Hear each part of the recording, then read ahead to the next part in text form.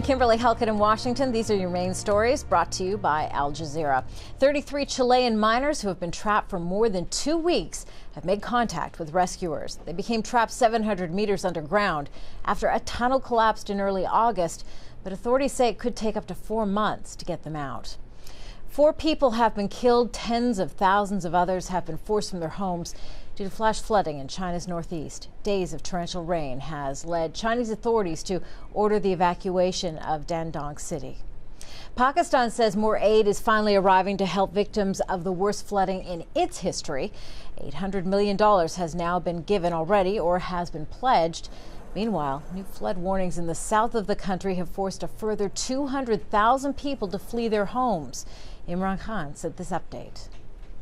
Along the River Indus in this part of the country, there are 3 barrages, 3 dams effectively controlling the flow of water. Now, they're not in any danger of breaching because of cuts that have been made in the right bank of the River Indus, allowing water to flood into fields and onto farmland. Now, what they're hoping is that water will flood all the way into a lake towards the south of the country and then on to the Arabian Sea. However, there is a problem. Once it reaches the Arabian Sea, it'll be like an unstoppable force meeting an unmovable object. The floodwaters will simply bounce off the high tide of the Arabian Sea and come back in. But every day this crisis goes on, more and more people are starving, more and more people face health epidemics, and more people are simply struggling to survive.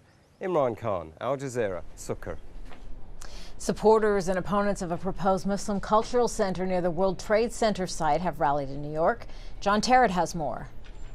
This is the site of the proposed Islamic Cultural Center here on Park Place in Lower Manhattan. The building, if converted, would also contain a swimming pool and a gym for use by the entire community, as well as the controversial mosque.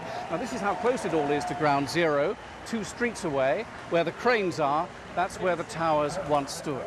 And in the background, you can hear cheering from a crowd of about 400 people who are here protesting about the possible building of this cultural center, and especially the mosque contained within it. They're very angry, and the signs that they are carrying display that. One I've seen says, Sharia and Islam equals barbarism.